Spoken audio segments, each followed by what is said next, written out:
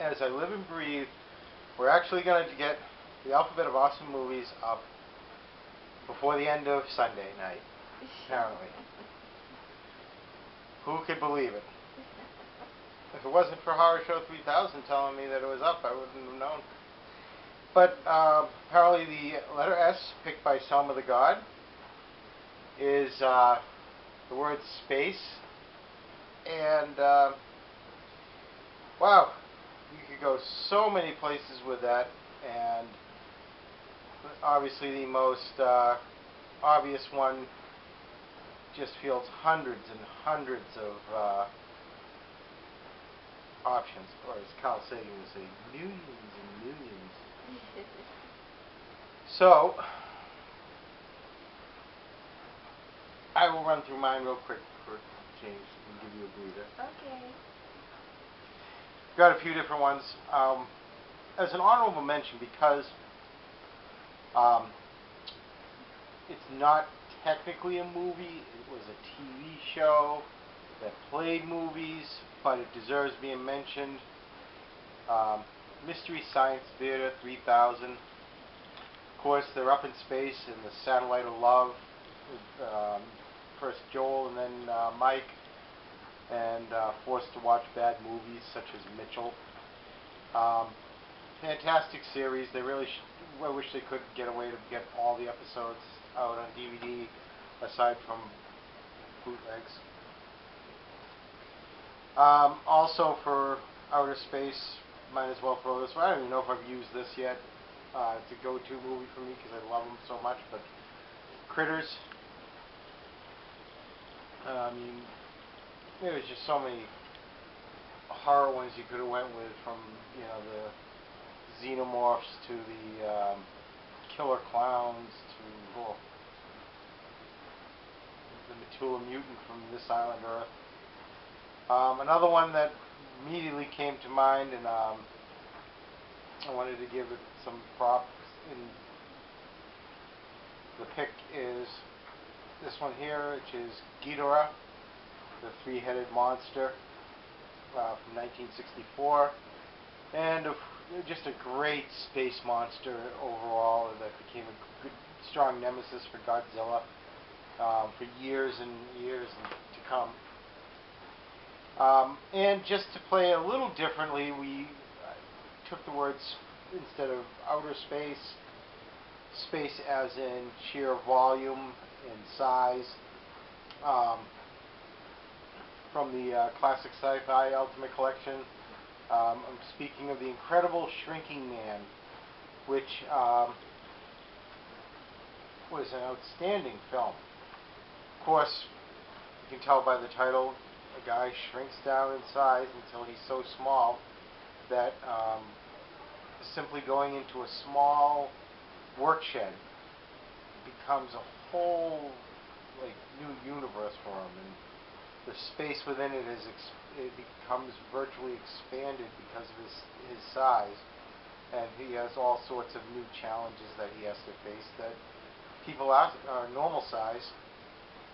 You may not get that one, but are take for granted, and this guy, they become obstacles for him. So for dealing with a adverse space, Incredible Shrinking Man. What are your picks, honey? Alright, my first one is Over the Hedge. Basically,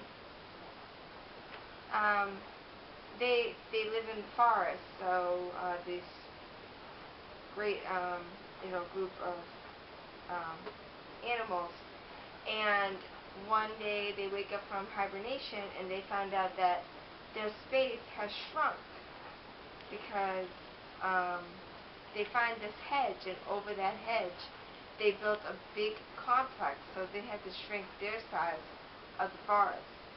So they've lost this great amount of space that they had. The movie is very special to me because this was the first animated movie I saw with my husband. And also, my second one is Revenge of the Sith.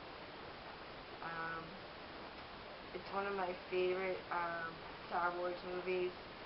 And I guess it's just because you get to see how Anakin Skywalker as a young man turned into Darth Vader. And it was just awesome to see how he turned to the dark side and just became so angry and, you know, mean. And it was just a fun movie to watch, and that's one of my favorites about Star Wars movies. I know you don't like it, but I mean, every time it comes on TV, I gotta watch it. Oh. I liked it. You see how young Anakin Skywalker, how the dark side takes over his body, and then he has to be transformed into Darth Vader because of the things that Yeah, but happened you know what? in that fight scene with Obi-Wan Kenobi. But you know what trumps it that brings it to a level of suck? 3 words. Jar Jar Binks. Is that the guy with the long ears? Yeah. That's it? That's stooge. You know? Okay, maybe he had no purpose in the movie, but Lisa Lane. I don't really care about that character. I just cared about the Anakin turning into Darth Vader. It was so nice to see how he transformed into the dark side. But the fact that he's such a menace, you didn't even give props to 4, 5, or 6, where he's really the villain Darth Vader. I don't know. No, but that was good too. But this, You're dead to me. I like that one. I'm not saying that the other Star Wars movies aren't good. That's just one of my favorites. All right. I'm sure we'll get an email that we're kicked off of the Alphabet of Awesome movies with that pick.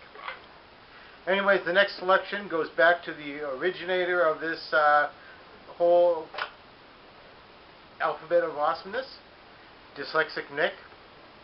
So he's picking the letter T. And you know what else that means? Only a few more letters to the letter W. So I should start campaigning. Ooh, I want W. I got an awesome word for W. Anyways, regardless, keep up the good work. Nick, so you're on your next. Bye.